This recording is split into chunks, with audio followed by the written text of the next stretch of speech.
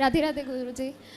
मेरा ये क्वेश्चन है कि जैसे अपने रामायण में सीता माता है, वो जनक राजा उनके पिताजी हैं, तो वो अपने पिताजी के चरण स्पर्श करते हैं जब भी कुछ भी त्यौहार हो या कुछ भी हो। और राम भगवान ने भी उनके चरण स्पर्श किए थे जनक राजा के।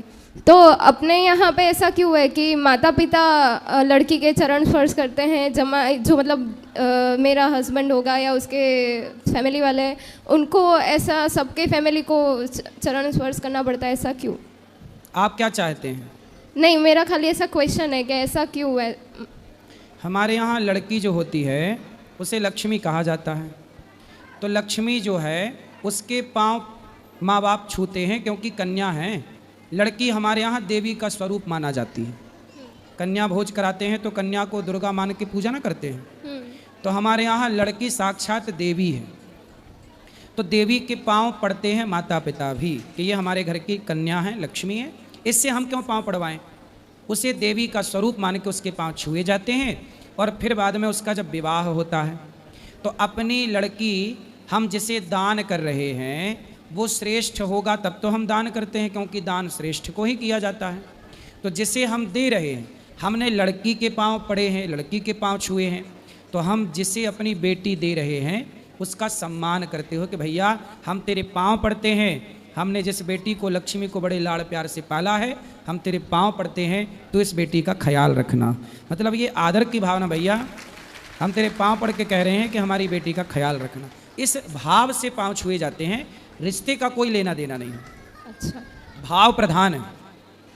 भैया लोग नहीं कहते भैया हम जब कोई संकट आता है तब आप क्या कहते? भैया हम तेरे पांव पड़ते हैं। राधे राधे प्यारे भक्तों, श्री अनिरुद्ध आचार्य जी महाराज के प्रश्नोत्तरी विशेष संवाद में आप सभी का प्रेम पूर्वक स्वागत है। तो चलिए भक्ति भाव से भरकर सुनते हैं महाराज जी के मधुर वचनों को और बढ़ते हैं ज्ञान की इस सुंदर यात्रा पर। ऐसा ना करो भैया, ऐसा ना करो, हम तेरे पांव पड़ते हैं। आखिरी ऑप्शन क्या है? यही ना। तो यही कि लड़की के माँ बाप लड़के के दामाद के पांव पड़ते हैं और कहते हैं हमारी बेटी का ख्याल रखना, इसे कोई तकलीफ ना हो, क्योंकि हमने बड़े प्रेम से इसे रखा है, आप भी रखिएगा। थैंक यू गुरुजी। राधे राधे।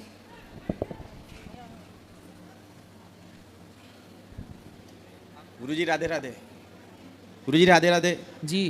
गुरुजी तुलसी की माला जो है सब लोग पहन सकते हैं, जो दीक्षा लिया वही पहन सकते हैं? सब पहन सकते हैं जी। और गुरुजी एक प्रश्न और था कि ये वृंदावन में जो पानी है वो खारा, इसकी क्या महिमा है? खारा है, कहते हैं जब भगवान गए तो गोपियां भगवान की याद में रोईं, आंसू खारे होते हैं जी। तो आंसू इतने बहे कि उन आंसुओं का प्रभाव आज भी है। आज भी वृंदावन का पानी खारा है। यही बात भाव से कही जाती है। जी गुरुजी राधे राधे। जी राधे राधे गुरुजी। जी चरणों में कोटि कोटि प्रणाम। जी, खुश रहिए। आप बुलंदशहर आए थे मार्च में, आपका भागवत थी, डॉक्टर संजीव अग्रवाल जी ने कराया था वहाँ पर। तो मेरी बहुत इच्छा थी कि मैं आपके दर्शन करूं और भागवत सुनूं, लेकिन मैं बहुत धर्म संकट में थी उस समय कि 29 मार्च को मेरा बेटा एक्सपायर हो गया था और मैं बार बार आपका फ्लैक्स देखती थी। भूड़ चौराया पड़ता है बुलंदशहर में, तो मेरी बड़ी इच्छा होती थी कि मैं महाराज जी के दर्शन करूं और रूबरू महाराज जी के दर्शन करूं। तो बहुत बड़ा मेरे पे संकट था। 20 दिसंबर को मेरे दामाजी डॉक्टर अरुण बंसल जी थे, संजीव के साथ ही, वो फिजिशियन है, वो हड्डी विशेषज्ञ थे, वो एक्सपायर हो गए। 2 साल से कैंसर में थे वो। और यहाँ पे भी बहुत सेवा की थी उन्होंने प्रेम मंदिर में, और बहुत अच्छे डॉक्टर थे, गोल्ड मेडलिस्ट थे। तो मुझे बहुत संकटों ने घेर रखा था उस समय। बिटिया पुष्पांजलि रहती है, फ्लैट है, 2 बच्चे हैं, बच्चा ITN बच्चा है, रुड़की इंजीनियरिंग में आ गया है उसका, और बेटी जो है वो भी अच्छी बच्ची है, बिरला से उसने टॉप किया है। तो बच्चों का मन भगवान से थोड़ा सा वो हो गया है कि पापा ऐसे क्यों चले गए। तो मैंने बहुत समझाती हूँ, तो आशीर्वाद दीजिए गुरुजी कि वो बच्चे भगवान से जुड़े हैं, उनका मन ना हटे भगवान से। और आए हैं वो बच्चे? जी आए हैं? नहीं आए तो नहीं है, घर पर ही हैं। आए होते तो समझा देते उनको। चलो कथा सुनवाना, उनको समझ में आएगा, ले आना, कभी समझाएंगे। ठीक है महाराज जी। और छोटा सा बच्चा है, बच्चे का आशीर्वाद दीजिए कि वो अच्छा बने, दानी बने आगे। खुश रहिए, खुश रहिए। और मैं डेरा सच्चा सौदा से जुड़ी हुई हूँ, 30 साल हो गए मुझे। मैं पक्की समिति में रूम देने की सेवा मेरी दरबार में रहती है। बहुत मतलब अच्छा बुरा सब चीज़ का मेरे को पता है। मेरे महाराज जी डेरा सच्चा सौदा वाले हैं, जो गुरु राम रहीम जी जो हैं, और मैं बहुत, हम लोग 26 साल सेवा की है दरबार में, आज भी करते हैं, आज भी जाते हैं।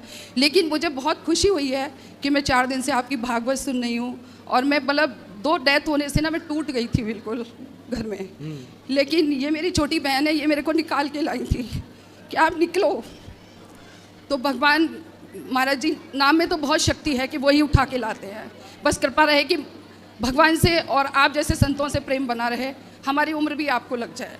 राधे राधे गुरु जी। खुश रहिए, खुश रहिए। राधे राधे गुरु जी। जी गुरु जी, मेरा प्रश्न है कि मैं मधुबनी जिला से बिलोंग करती हूँ, जिसमें कि अपनी माँ बाप से ही गुरु मंत्र होता है, ठीक है।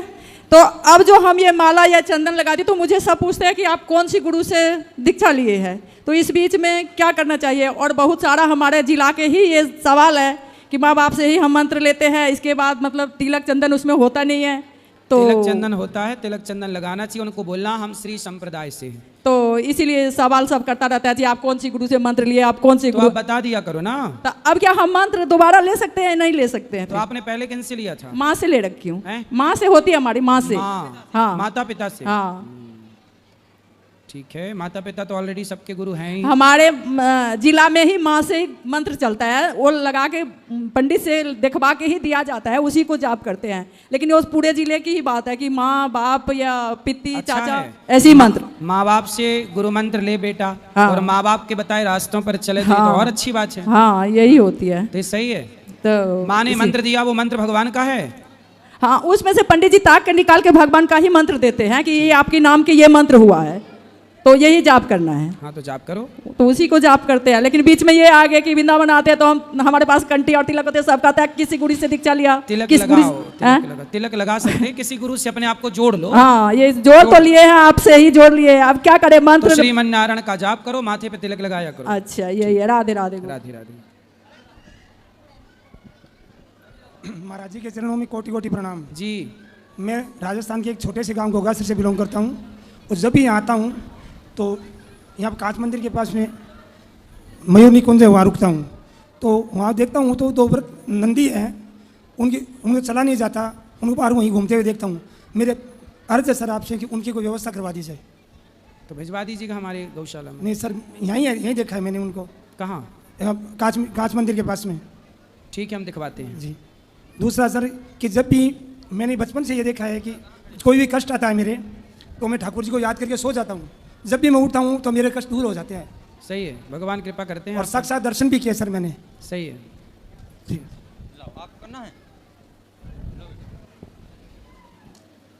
कुसुमा जी। तो कुसुमा मैया घर पे ही रहो मेरी माँ। जब बेटा अच्छा है तो वृद्धाश्रम में काहे रहना है। सारी सुविधा प्रोवाइड करता हूँ गुरुजी। बस जब भी मैं कहता हूँ कि माँ आपको सारी सुविधाएं, आश्रम में भी आपको हमसे ही गुरुजी कहेंगे आप अपनी माँ को नहीं पाल पा रहे हैं, तब भी मैं बहुत समझाने का प्रयास करता हूँ अपनी माँ को।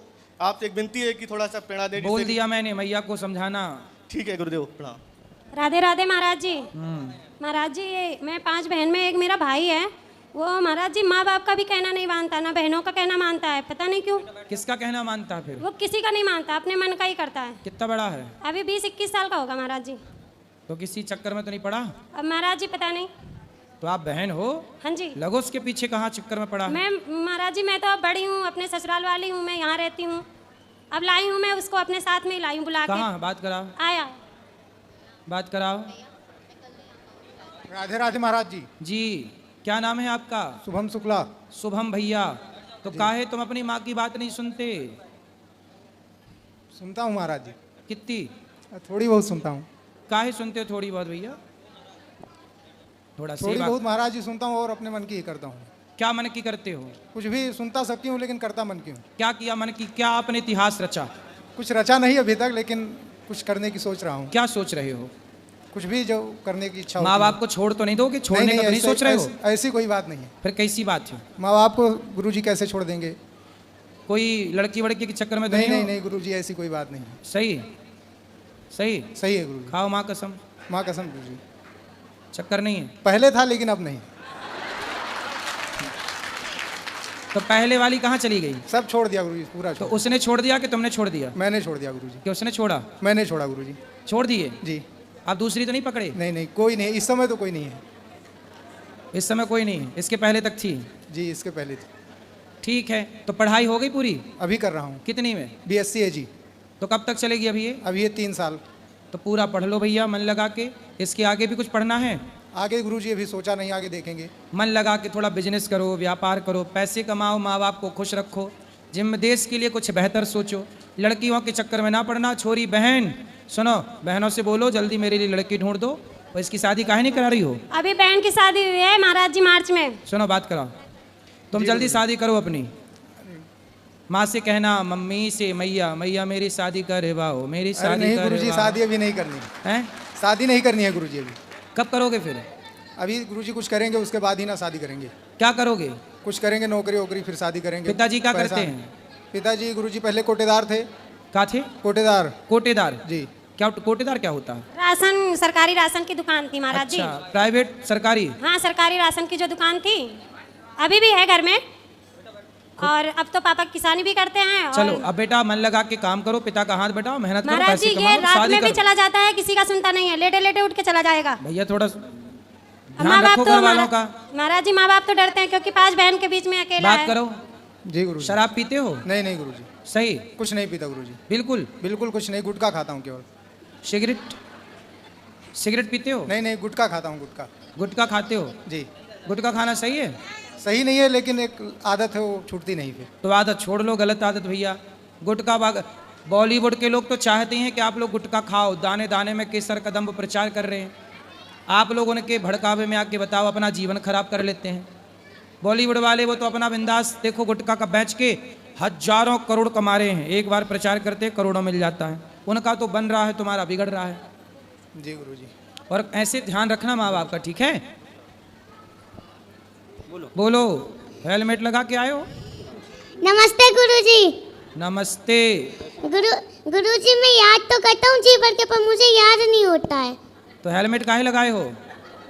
पापा ने कहा था कि हेलमेट रखना, तो मैं क्या करता, कोई कहीं रखता तो लोग कोई ले जाता तो क्या करता, तो सिर पे ही रख लिया क्यों? ये अच्छा, कोई हेलमेट चोरी ना हो जाए, पहन के घूमो। सही है, बात सही है, हेलमेट चोरी हो जाएगा। पापा ने आपको संभालने को दिया, बड़ा जिम्मेदार लड़का है। पापा ने जो काम दिया पूरा संभाल रहा है, पहन के घूम रहा है, बढ़िया है। क्या सवाल है आपका? गुरुजी हेलमेट कैसा लग रहा है? अरे बहुत सुंदर, अच्छा लगा। पूछ तो लिए। आपको कोई सवाल करनी है क्या? गुरुजी मैं जी भर के याद तो करता हूँ, पर याद नहीं होता है। क्या याद करते हो?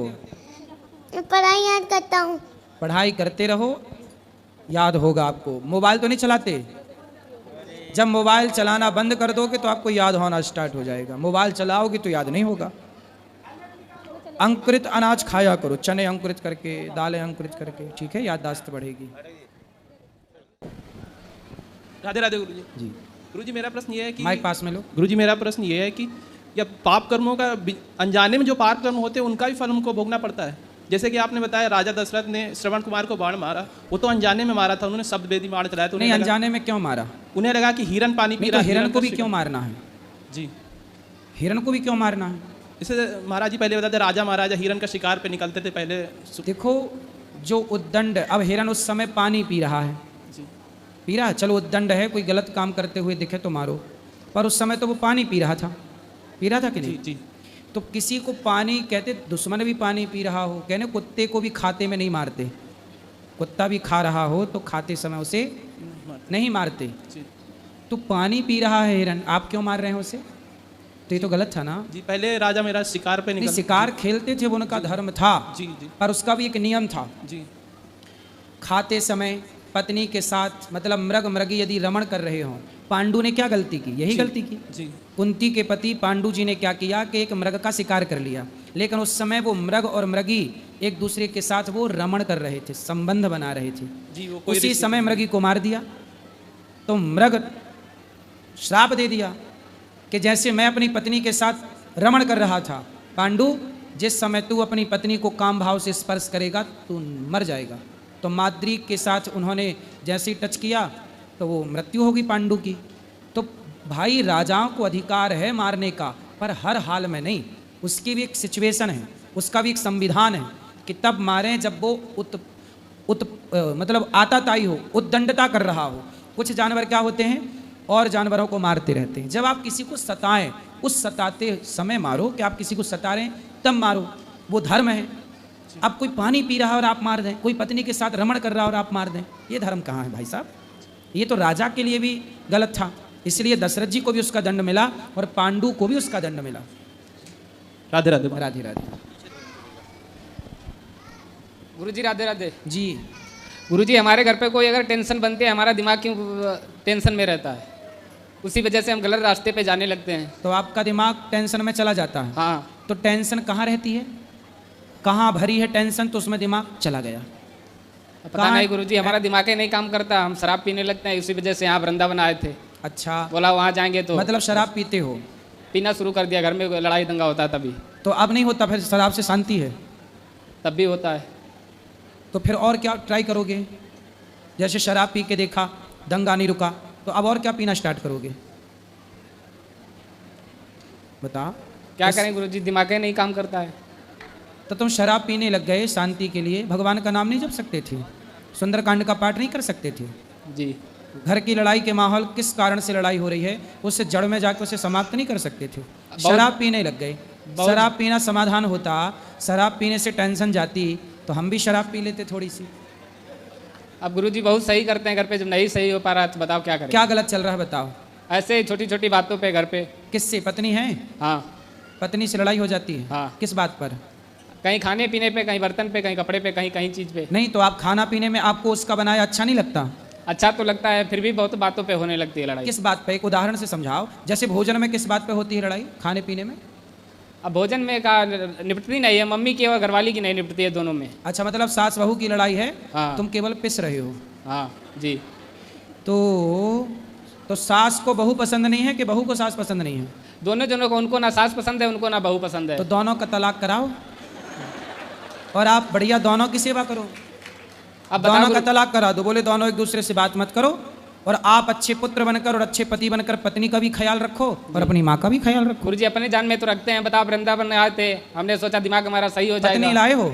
उनको नहीं लाए। अरे जो बीमार था उसे नहीं लाए, उसको लाते तो हम उसका इलाज करते। माँ को लाए हो? माँ को भी नहीं लाए। फिर कोई बीमार आया ही नहीं। गुरुजी हम ही पहली बार आए हैं। सुनो, तो आपकी माँ की गलती होती है कि पत्नी की? अब गुरुजी हमारे समझ में नहीं आता किसकी गलती होती है, हम तो हर समय बाहर ही ज्यादातर। किस बात पे दोनों लड़ती हैं सास बहू? ऐसे आपस में लड़ जाते हैं, किसी बात पे, कहीं प्रेम होगा कहीं लड़ाई शुरू। प्रेम होगा मतलब?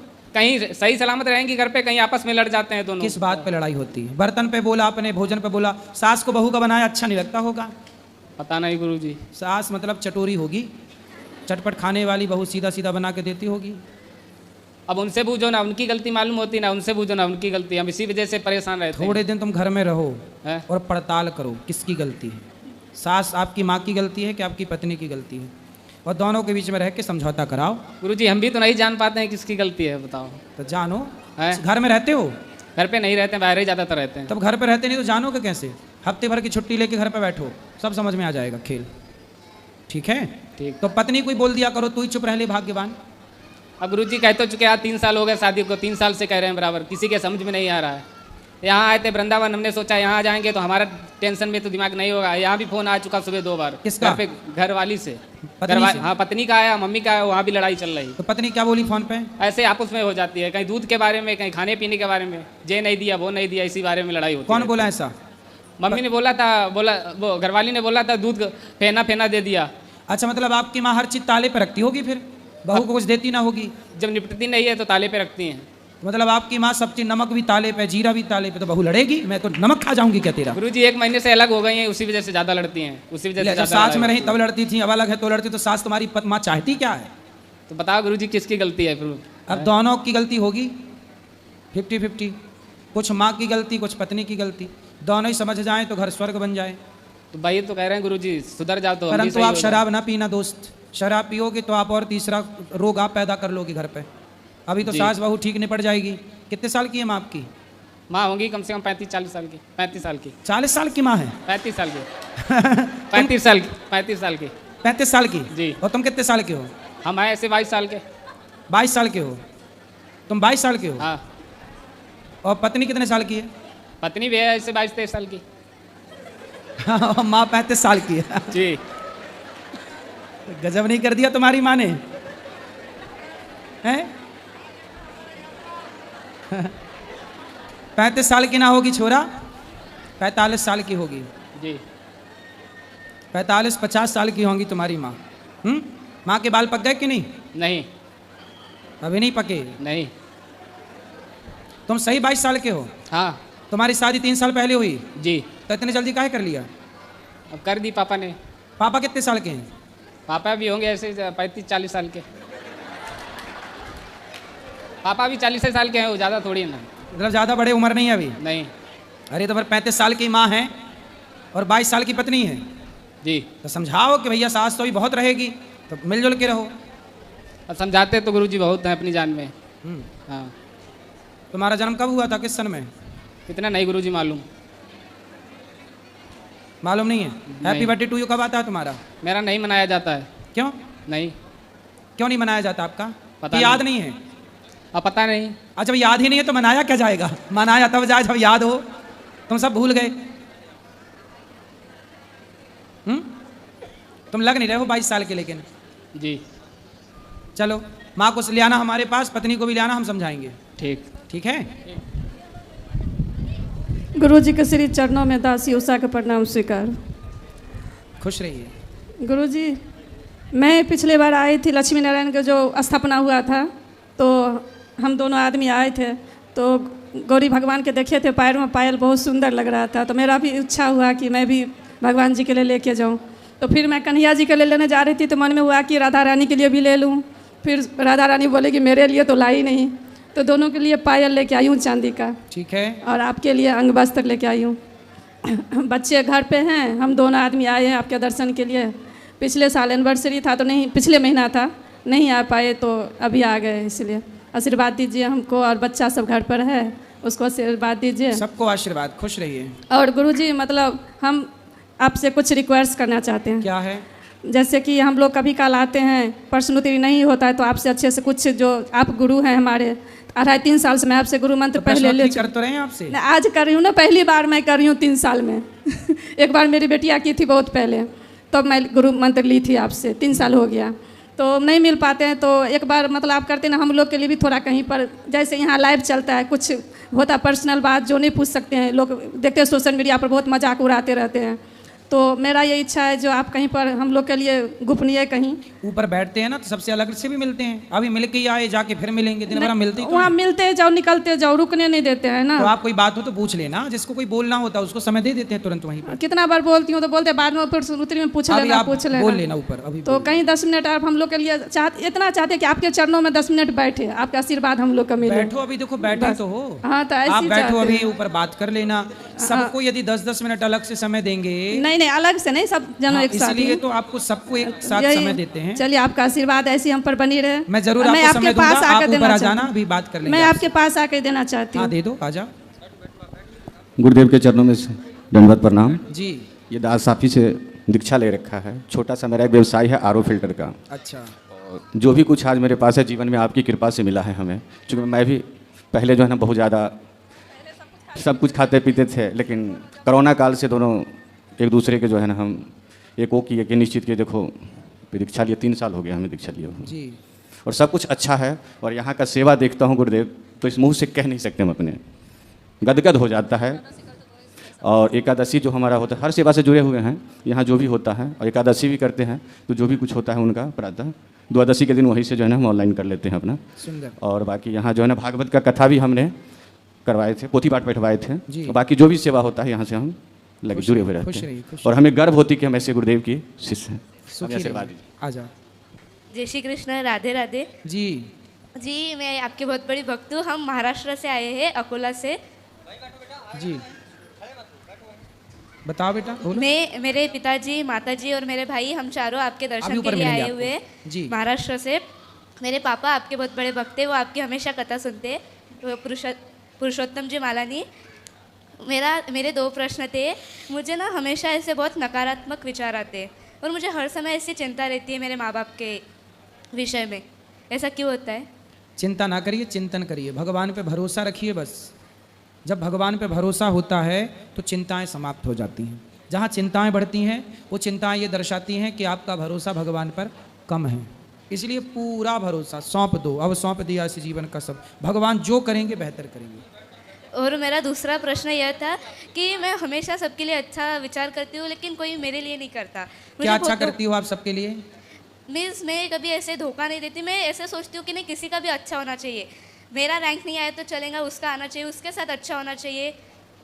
मेरे साथ नहीं अच्छा होगा तो चलेगा, लेकिन उसके साथ उसकी तबीयत वगैरह, उसका घर परिवार हमेशा सब सुखी रहना चाहिए। लेकिन हमारे बारे में कोई ऐसा नहीं सोचता। तो आपके बारे में कोई नहीं सोचता, आपके बारे में भगवान सोचेंगे। जब आप किसी के बारे में सोचने लगते हैं ना तो ईश्वर आपके बारे में सोचते हैं। आप ये मत कहो कि हमारे बारे में कोई नहीं सोचता। जो सबके बारे में सोचता है उसके बारे में भगवान सोचते हैं। तुम सबके बारे में करो, सबकी सेवा करो, सबके बारे में भला सोचो। ईश्वर बैठे हैं, वो आपके साथ अन्याय कभी नहीं करेंगे। जी धन्यवाद। मैं आपके आशीर्वाद ले सकती हूँ? खुश रहिए। गुरुजी राधे राधे। जी गुरुजी देखिए, मेरा तो कोई प्रश्न नहीं है, पर मेरे भैया का एक प्रश्न है, वो आपसे पूछना चाहते हैं। गुरुजी राधे राधे। मेरा नाम अनिरुद्ध है, मैं हरियाणा से आया हूँ। जी मेरा प्रश्न है कि मन और आत्मा का मिलन कब होता है? मन और आत्मा का मिलन कब होता है? कभी नहीं होता। कभी नहीं होता। दोनों अलग अलग हैं, दोनों अलग अलग काम करते हैं, दोनों का अलग अलग काम है। आत्मा का काम है शरीर को एनर्जी देना। आँख को देखने की ताकत आत्मा देती है, कान को सुनने की शक्ति आत्मा देती है, पाँव को चलने की ताकत आत्मा देती है। आत्मा निकल जाए तो ना आँख देखती है, ना कान सुनता है, ना जिह्वा बोलती है, ना पाँव चलता है, ना हाथ उठता है।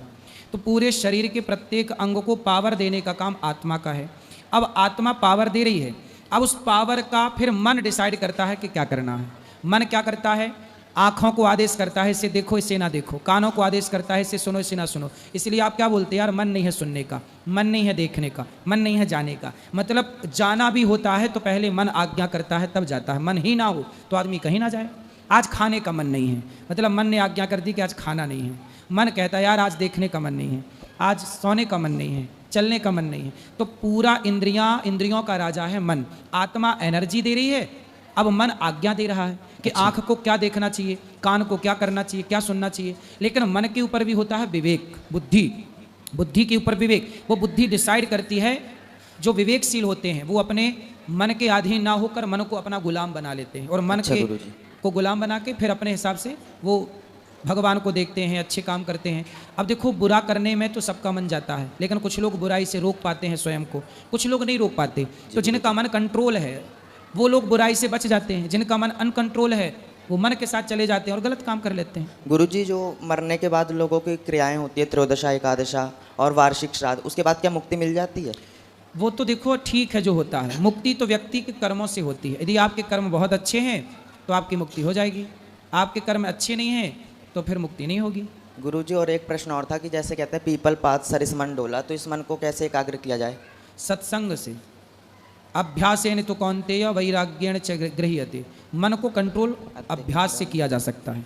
धीरे धीरे कथाएं सुनो। जैसे मंदारी बंदर से क्या करता है, बंदर से काम करा लेता है। मंदारी इतना चंचल प्राणी बंदर, लेकिन मंदारी उसे भी अपने वश में कर लेता है, प्रैक्टिस करा करा के। यदि प्रैक्टिस के बल पर बंदर को वश में किया जा सकता है तो मन को भी वश में किया जा सकता है। जी गुरुजी। गुरुजी, एक बार इसका जन्मदिन था, इससे जन्मदिन की बधाई दे दो आप अपने मुख से। कब है जन्मदिन? आज ही है। हाँ, आज लाला के भी जन्मदिन। क्या नाम है आपका? बात करा छोटू से। मेरा नाम आदित्य है। आदित्य? हाँ जी। बहुत बहुत शुभकामनाएं आदित्य जी आपको, आपके जन्मदिन की। धन्यवाद। भगवान सुखी रखें, स्वस्थ रखें, खूब नाम कमाना, माँ बाप का नाम रोशन करना, समाज का, देश का। खूब गुरुजी, सिर्फ मेरा ही जन्मदिन नहीं है, ये लाला का भी जन्मदिन है। अच्छा, उनको भी हैप्पी बर्थडे टू यू। गुरुजी जय श्री राधे। राधे राधे। मैं पूछना चाह रही हूँ गुरुजी, जैसे घर में वास्तु होता है? काहे नहीं होता, सब होता है। तो जैसे कि बहुत सारी जगह आपने मुझे बताया कि तुलसी का पौधा लगाओ या आम का लगाओ। क्या दोष है आपके घर में वास्तु का? जैसे बताया किसी ने कि पानी की टंकी गलत जगह पर रखी है, क्या नाम है, रसोई गलत जगह पर है, मंदिर गलत जगह पर है। किस दिशा में रसोई है आपके यहाँ? रसोई अग्निकोण में। तो रसोई अग्निकोण में सही है? नहीं, ईशान में, वही गलती है। ईशान में है। और मंदिर कहाँ है? अग्निकोण में। तो थोड़ा अलट पलट लो ना। नहीं, वो नहीं होगा। नहीं हो सकता? बहुत सारी चीजें हैं। नहीं हो सकता तो फिर उसकी एक विधि भी होती है, उसका एक छोटा सा तोड़ भी आता है। तो वो कर लेना, वो कोई वास्तु का विशेषज्ञ होगा, वो बता देगा। घर में आम लगा लो छोटा सा गमले में, आम रखने से भी दोष वास्तु के समाप्त हो जाते हैं। लेकिन जब भी घर बनाओ, सबको बता रहे हैं इनके द्वारा, जब भी घर बनाओ तो एक छोटा सा, आप कुछ ना करो, मोबाइल पर गूगल में आप पूछ लो कि वॉशरूम किस दिशा में होनी चाहिए, तो गूगल ही बताता रहेगा सब चीज़ें। रसोई आग्नेय कोण में ही होना। दिशाएं होती हैं 8, होती तो 10 हैं, आकाश पाताल को भी दिशा है, पर वास्तु 8 दिशा पे चलता है, ठीक है। तो 4 पूर्व पश्चिम उत्तर दक्षिण, और इनके जो कोने हैं वो भी एक आग्नेय कोण है, जैसे ईशान है, वायव्य है, नैऋत्य है, ये 4 और 8 दिशाएं। तो 8 दिशाओं में क्या क्या होना चाहिए, तो सुनो। मंदिर हमेशा ईशान कोण में होना चाहिए। ईशान किसे कहते हैं? पूरब और उत्तर के कोने को ईशान कहते हैं। रसोई हमेशा आग्नेय कोण में होना चाहिए। आग्नेय कोण किसे कहते हैं? दक्षिण और पूरब के कोने को आग्नेय कोण कहते हैं, ठीक है। बाकी आग्नेय कोण में और ईशान कोण में कोशिश करो कि वॉशरूम ना हो। वॉशरूम हमेशा पश्चिम की दीवार पे चली जाए, पश्चिम दिशा। घर का प्लॉट का जो पश्चिमी हिस्सा है, पश्चिम है और दक्षिणी हिस्सा है, इन हिस्सों में विशेषतर पश्चिम में वॉशरूम वगैरह हो तो बहुत अच्छा है। घर का पूरब उत्तर ये हिस्सा जितना साफ सुथरा होगा, जितना बढ़िया होगा, उतना घर में सुख शांति रहेगी। अब ईशान कोण में कोई वॉशरूम बना ले तो उसके जीवन में सारी जिंदगी परेशानी वही तो है गुरुजी, हमारे पूरब में बाथरूम है, तो फिर उसे कहीं और शिफ्ट नहीं किया जा सकता? कुछ नहीं होगा, वही तो पूरा घर ही उल्टे दिशा में बनाया। तो किसने बनवाया है? हमारी सास ने। अरे सास बनवा के चली गई है, अभी है सास, लो। अब देखो, इसलिए घर वर बनाओ, गूगल से किसी से पूछने की जरूरत नहीं है, कोई वास्तु विशेषज्ञ मिल जाए तो बढ़िया है, वरना आप इतनी छोटी छोटी बातें हैं, बहुत बड़ा खेल नहीं है। सीढ़ियाँ किस दिशा में होनी चाहिए, वॉशरूम कहाँ हो, ये छोटा। पति पत्नी किस दिशा में सोएं, मतलब घर का मालिक कहाँ सोए, इसका भी वास्तु है। यदि सही जगह पर आप सोते हैं तो घर की तरक्की होगी, गलत जगह पर सोते हैं तो नुकसान होगा। कहाँ सोना चाहिए, तो दक्षिण और पश्चिम की तरफ। दक्षिण की तरफ ही पति पत्नी, मतलब घर का मुखिया दक्षिण की तरफ सोए। दक्षिण मतलब दक्षिण दिशा की तरफ सिर तो हो, पर घर का जो पूरा प्लॉट एरिया है उसमें जो दक्षिण और पश्चिम का हिस्सा है, कोना, उस कोने की तरफ भाग जाए पति पत्नी मालिक, वो उत्तम है। ये सब वास्तु मोबाइल पे सब मिल जाता है, आजकल फ्री में सब मिल रहा है। नहीं वैसे गुरुजी होता है ना वास्तु? काहे नहीं होता, इनका भी दोष होता है ना? होता है दोस्तों, वो अपना देखो, प्रभाव तो सबके अपने होते ही हैं, आप मानो ना मानो। तो अब इसको कैसे हटाएं फिर? अब है तो सही, अब हट तो सकते नहीं है कोई भी चीज़ है। किसी बढ़िया वास्तु को ना, वास्तु विशेषज्ञ को वास्तु मेरी बहन की लड़की है, खुद एस्ट्रोलॉजर है। तो फिर वो उपाय बताएगी ना बहन, उसने बताया था कि इधर उधर कर दो मौसी आप इसको। नहीं उधर उधर तो कर दो, ये तो उपाय, लेकिन देखो ईशान में यदि लैट्रिन बाथरूम है तो फिर उसका कोई इलाज भी नहीं, उसे अलग ही करना चाहिए, समझदारी यही है। ईशान में नहीं, पूरब में है। पूरब में है तो वो उसका तोड़ बताएगी वास्तु बहन जो है। अच्छा वैसे होता है, तोड़ होगा, सबका होता है। ठीक है, जय श्री राधे जी। गुरुजी के चरणों में मेरी कोटि कोटि प्रणाम जी। गुरुजी मैं मुंबई से आया हूँ अपने वाइफ के साथ में। वाइफ के साथ कि पत्नी के साथ? पत्नी के साथ। आज मेरी शादी की सालगिरह भी है। अच्छा। और बहुत खुद को खुशनसीब समझता हूँ कि आपसे आज बात करने का मौका मिला है। हम लोग पूरा दिन अपने घर पे आपका यूट्यूब पे सारे सब सुनते रहते, आपकी कथा सुनते, बहुत अच्छा लगता है दिल से। मेरे पापा भी आपसे मतलब बहुत जुड़े हुए हैं। बस मुझे एक ही सवाल था गुरुजी, मैं अपने माँ बाप के लिए तो मतलब मेरी मम्मी तो चल बसे, पर पिताजी के लिए जितना हो सकता है उतना करता हूँ। बट थोड़ा सा टीनेज में मेरे से ऐसा एक गलती हो गया था कि बहुत आर्ग्यूमेंट एक दिन बढ़ गया, तो पापा से मतलब कुछ एक थोड़ा सा मेरे से गलत हो गया था, मतलब हाथ जैसा उठ गया था पापा के ऊपर। तो मुझे बहुत ज़्यादा वो चीज़ का आज भी गिल्टी फील होता है अंदर से कि मैंने क्या कर दिया। बट आज मैं जितना हो सकता है उतना मैं कोशिश करता हूँ पापा को खुश रखने का। तो पापा आपसे खुश हैं? हाँ। पिताजी की सेवा करो। हाँ। और चलो करना नहीं चाहिए सब, लेकिन आपने स्वीकार किया कि गलती है तो आपको पिताजी माफ़ कर देंगे, तो आपको माफ़ी है। हाँ, मैं यात्रा भी कराया उनको यहाँ पर लाके। तो पिताजी ने आपको क्षमा कर दिया? हाँ, मैं काफ़ी बार माफ़ी मांगा उनसे। तो क्या बोले वो?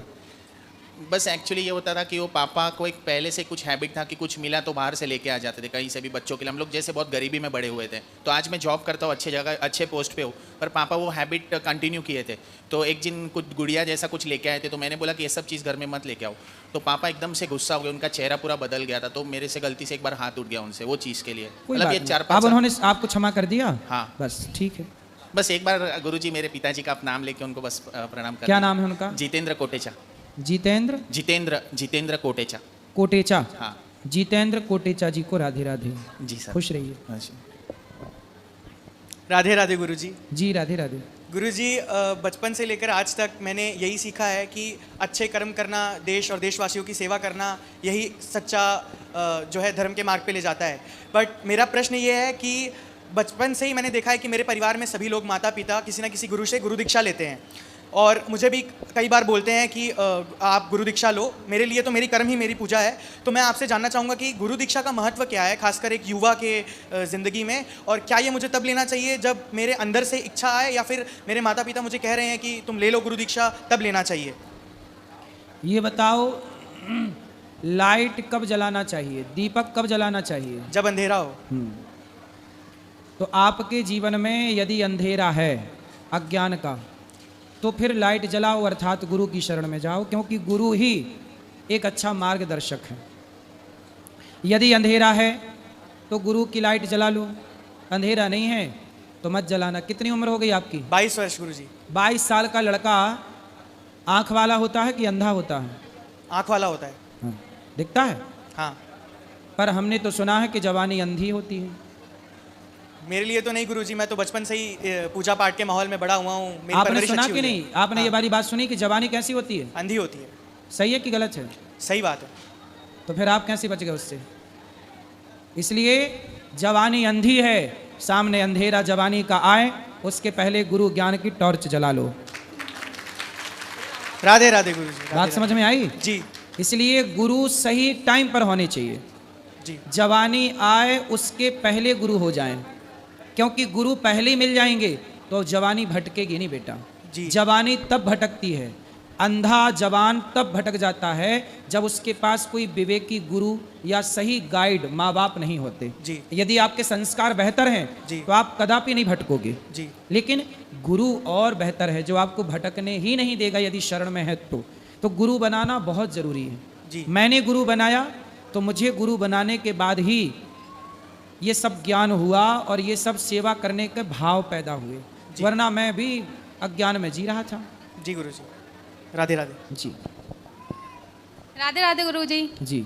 मेरे घर में गृह प्रवेश के टाइम पे गिफ्ट में बजरंगबली बाबा की मूर्ति दी गई थी, 7-8 साल हो गए हैं, तो उसका क्या करें? कैसे ऐसे स्थापित नहीं की जाती, तो उसकी विधि बताओ कुछ। हनुमान जी? हाँ। मूर्ति पत्थर की? हाँ, बड़ी है। कितनी बड़ी? इतनी बड़ी हो गई। किसने दी थी? रिलेशन में थे, वो घर पे आए, उन्होंने बताया भी नहीं और ऐसी गिफ्ट में दे दी।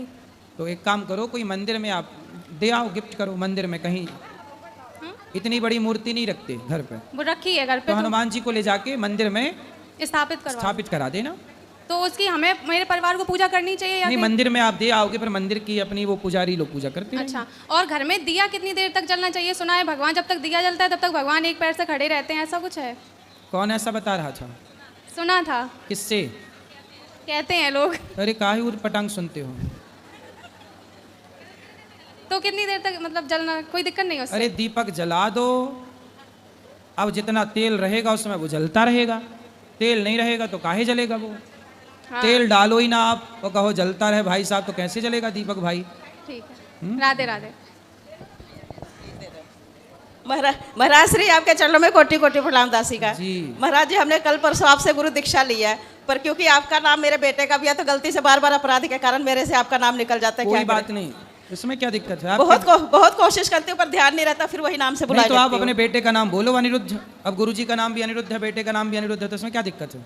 महाराज जी कोई अपराध नहीं है। कोई अपराध नहीं, बुलाना ही पड़ेगा बेटे को। कोटि कोटि प्रणाम गुरुजी। और महाराज जी, हमारा घर जैसे छोटा है तो हमने ठाकुर जी रखा है, तो ऐसे हम अलमारी में रख के खड़े होकर सेवा करते हैं तो अपराध लगता है? कोई बात नहीं, छोटा घर बड़ा घर से मतलब नहीं है, भगवान के प्रति भाव होगा भगवान आपको बड़ा घर भी देंगे। खड़े होके जैसे सेवा करते हैं तो खड़े होके करो, पड़े पड़े करो, बैठ के करो, सिर के बल करो, बस सेवा करो भगवान की, इससे कोई फर्क नहीं पड़ता। धन्यवाद महाराज जी, आपके चरणों में कोटि कोटि।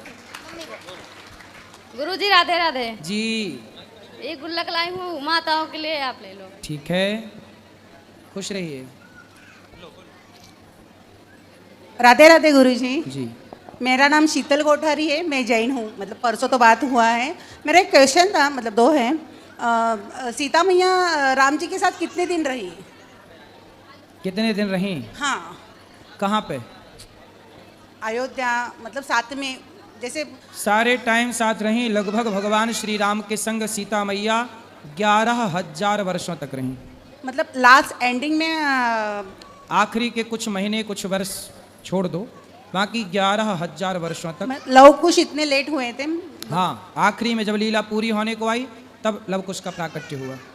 अच्छा, और राधा रानी कैसे ये हुआ, मतलब उनका वो कैसे मोक्ष, मतलब गए? हाँ, नहीं प्रकट नहीं हुए, गए कैसे, मतलब उनका अंतिम। राधा रानी जी, हाँ, राधा रानी जी गई ही नहीं तो कहाँ, आज भी यहीं ब्रजमंडल में है।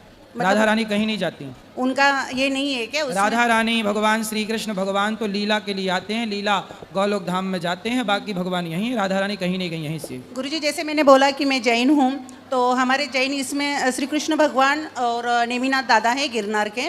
तो हमारे इसमें ऐसी एक कथा है कि जैसे जरासंध के साथ युद्ध हो रहा था भगवान जी का, तो हमारे शंकेश्वर पार्श्वनाथ भगवान है ना, तो उनका 3 दिन का उपवास किया था भगवान ने, श्री कृष्ण भगवान ने, और वो मूर्ति पाताल से वो लेके आए थे। भाई आज भी शंकेश्वर गुजरात में है, और गिरनार के नेमिनाथ दादा वो उनके भाई थे, उन्होंने उनको अनुग्रह किया था कि तुम ऐसे उपवास करो। तो ये भी एक कथा है। तो मैं कभी कभी मतलब जंगलिंग हो जाती हूँ कि ये कथा सही है, अपन बताते वो हैं, या कल्प का कोई फर्क है? देखो, भागवत जी में हमारे 18 पुराणों में ये कथा कहीं नहीं है। हाँ, तो मैं हमारे यहाँ भागवत जी में जो कथा है वही सत्य है कि भगवान श्री कृष्ण ने जरासंध को युद्ध में हराया। नहीं, युद्ध में तो हराया था। 18वीं बार भगवान फिर द्वारिका चले गए। वो मतलब 3 दिन का उपवास करके जो लाए थे ना। नहीं, ऐसा कुछ नहीं है। और अभी हमारे जैन इसमें श्री कृष्ण भगवान और रावण तीर्थंकर हो रहे आते, मतलब कल्प में। कौन, रावण आता है? हाँ, रावण जी अभी तीर्थंकर हो रहे हैं। रावण तीर्थंकर बनेंगे अब? हाँ, तीर्थंकर बनेंगे। क्यों? तो अभी हमारे इसमें वही है, और श्री कृष्ण भगवान भी अभी तीर्थंकर बन रहे हैं अभी आवती काल में। ठीक है, तो भगवान श्री कृष्ण तो तीर्थंकर बने, सही है, पर रावण की पूजा क्यों करना है? नहीं, पूजा नहीं है, वो अभी आवते काल में वो तीर्थंकर का ये करने वाले, उनका पूरा ये हुआ ना। चलो, हाँ, वो मतलब मैं ना कभी कभी कंफ्यूज हो जाती हूँ। अभी हमारे इसमें जैन बोलते हैं कि बाबा अपना इतना अच्छा धर्म, मतलब धर्म तो सब अच्छे ही हैं, वो नहीं है, पर तू मतलब अभी मैं करती हूँ तो मेरे को ये अच्छा लगता है, तो मेरे को बोलते तो मेरे को कभी कभी बहुत ऐसा अंदर से ऐसा ये लगता है कि बाबा सब भगवान है, कि मैं उनको समझा नहीं पाती कि बाबा सब यही है, जो तीर्थंकर हैं हमारे वो भी वही है। ऐसा है कि जो जैन है ना, वो जैन सनातनी ही है। हाँ हाँ, वो तो है। पहले वो सनातनी ही थे, बाद में उन्होंने अपने को अलग कर लिया। अभी महावीर स्वामी भगवान आके गए ना, तब उन्होंने जैन धर्म चालू किया, जियो और जीने दो, उससे जैन हो हाँ। गए। और जो मैं नेमिनाथ दादा का बता रही हूँ ना, तो उनके जब शादी चल रहा था तो सब बकरे मतलब काटने को जा रहे थे, तो वो बोले ये कितना मतलब कहाँ जा रहे ये, मतलब ये, तो बोले कि तुम्हारे शादी के लिए ये सब काटे जा रहे हैं। तो फिर उनको तब वैराग्य हुआ कि अरे मतलब ये सब अपने शादी में मांस खा रहे हैं, तो मतलब वही क्षत्रिय ही हैं। हाँ, और आप जो अभी गुरुजी बोल रहे हैं ना वास्तु का, तो सही में मेरे को बहुत अनुभव है वास्तु का। मतलब वास्तु बहुत सही में रहता है, जिसके घर ये रहते, तो हमारे मतलब मेरे मायके में भी घर है ना, अभी तक इतना बड़ा है पर वो वैसा ही रह गए हैं, मतलब वास्तु का सही में रहता है। बिल्कुल रहता है। और गुरुजी कोई अपने साथ बहुत बुरा कर रहा है, पर अपन मेरे को मालूम है कि हमको कि हम अच्छे से हैं, हमने उनके साथ कोई बुरा नहीं किया है, फिर वो वजह से अपने को उन पे द्वेष होता है, मतलब राग आता है कि उनका अच्छा नहीं होगा, ऐसे आते हैं फीलिंग। कोई बात नहीं, आप अच्छा करते रहिए, बाकी सब भगवान पे छोड़ दीजिए। नहीं, फिर वो ऐसे दोष लगेगा गुरुजी की? कोई दोष नहीं है, आप बस अच्छा करते रहिए और उनके साथ अच्छा ही करिए, बाकी वो भगवान पे छोड़िए आगे की कहानी। गुरुजी प्रणाम। जी, आपके चरणों में कोटि कोटि प्रणाम गुरुजी। जी जी। आपसे मिलने की आस में आए थे, कोई सवाल तो नहीं है, बस मैं अपने परिवार को मिलाना चाहता था। हम आपके मतलब आपको सुनना बहुत अच्छा लगता है। ये छोरा, आपको सुनना बहुत अच्छा लगता है और सबसे ज़्यादा आपकी हंसी लगती है। एक बार थोड़ा सा हंस दीजिए, बस ऐसे हंसते रहिए, बड़ा अच्छा लगता है आपको देखना। प्रणाम गुरुजी। कहाँ से हैं? हम लोग दिल्ली से हैं। क्या करते हो आप? प्राइवेट जॉब है। यहाँ दर्शन किया वृद्ध माँ का आपने? हाँ जी, यहाँ माताओं का दर्शन किया? हम लोग आज ही आए थे, थोड़ा इधर उधर देखे हैं, थोड़ा बारिश की वजह से। माताओं का दर्शन करिए, यहाँ माताएं रहती हैं जी, प्रसादी पाइए, और मेरे लिए कोई सेवा हो तो बताइए। नहीं, बस आपको सुनते रहेंगे हमेशा। एक बार बस हम आपका साक्षात दर्शन करने के लिए आए थे, और बस हम धन्य हो गए आज आपको देखते हुए। खुश रहिए, खुश रहिए। धन्यवाद।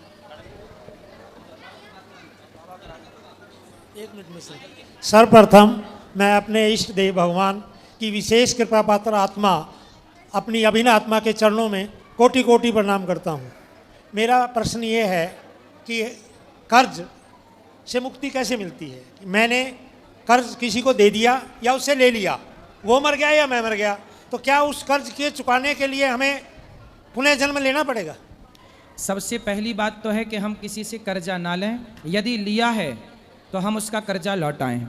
यदि कर्जा हम नहीं लौटा पाए तो अगले जन्म में हमें उसका कुत्ता बन के ही सही आके कर्जा तो चुकाना पड़ता है।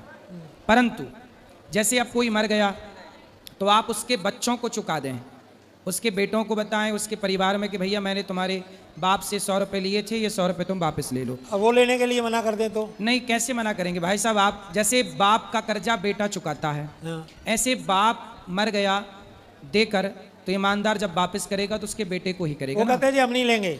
मैंने कहा कि भी मैं दान कर दूं, कहाँ दान कर दो तो मैं दान कर दूं। हाँ, तो आप उनसे आज्ञा लेके दान कर दो। वो कह दें कि हाँ आप दान कर दो तो आप दान कर सकते हैं, तो आप मुक्त हैं।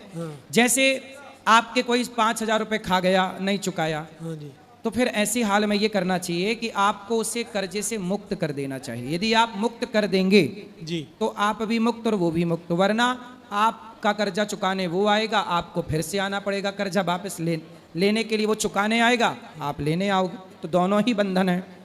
इसलिए मरने के पहले सबको अपने कर्जे से, लेन देन से, हे प्रभु, हे ईश्वर, मैं सबको अपने कर्जे से मुक्त करता हूँ। मेरा कोई 1,000 10,000 कोई लिया हो तो मैं उसे अपने ऋण से मुक्त करता हूँ, और मैं यदि किसी का लिया हूँ तो मैं जीते जी चुकाऊँ और मैं बिल्कुल कर्जा मुक्त रहूँ और शांति से भगवान के चरणों में जब आत्मसमर्पण करके मरेंगे, जब अपने आप को प्रभु के हवाले करके मरेंगे, तो फिर सारे कर्जा से मुक्त ही मरेंगे आप। राधे राधे राधे गुरु जी। जी जय श्री कृष्ण। जय श्री कृष्ण। मेरा प्रश्न ये है कि मेरी पत्नी जो पूजा घर में पूजा करती है, तो जैसे उन्होंने कोई श्लोक का पाठ किया या सुंदरकांड का पाठ किया तो किसी किसी शब्द का उच्चारण गलत हो जाता है, कोई दिक्कत नहीं। तो मुझे डर लगता है कि भगवान कहीं नाराज। अरे राम राम राम, भगवान हमारे पूतना जहर पिलाने आई, उस पर नाराज नहीं हुई, उसकी सदगति कर दी। हमारे भगवान इतने दयालु हैं। भाई बच्चा रोटी को तोती कहता है, क्या कहता है? तोती। तो इससे माँ बाप नाराज थोड़ी होते हैं, खुश होते हैं। जैसे बच्चे के रोटी को तोती कहने से माँ बाप खुश होते हैं, ऐसे भक्त सच्चे भाव से कुछ गलत बात भी बोल रहा है, श्लोक पूजा पाठ में कुछ गलत। अब बेदुरानी छिलका खवा रही थी, बेदुरानी छिलका खवा रही, पर भगवान नाराज थोड़ी हुए, खुशी। भगवान तो अपने भक्त के हर भाव से खुश हैं, उसके ज्ञान विज्ञान से अलग विषय है, ज्ञान तो सब अलग अलग हिसाब। और गुरुजी दूसरा प्रश्न ये है कि कभी कभी मेरी पत्नी जो पूजा करती है तो कर रही है बहुत अच्छा, और पूजा करते करते वो रोने लग जाती है, तो मेरे मन में डर लगा रहता है कि मेरी घर में जो बहू है कहीं वो इनको डांटे ना कि वो पूजा कर रही है या नाटक कर रही है, तो मुझे घबराहट होती है। कृपया मार्गदर्शन करें कि पूजा करते करते उनको रुलाई क्यों आ तो रोज रोती है कि कभी कभी? नहीं, कभी कभी कभी कभी। तो पूछा नहीं आपने क्यों रोती हो? नहीं, वो कभी कभी मुझे लगता है कि पूजा में इतनी तल्लीन हो जाती है। नहीं, बात तो सही है, पूजा में प्रेम भाव उमड़ आता है, बात सही है, पर आपने कभी पूछा नहीं? नहीं पूछा, नहीं पूछा। अब पूछ लेना। जी जी। कहीं आपकी याद में तो नहीं रोने लगती?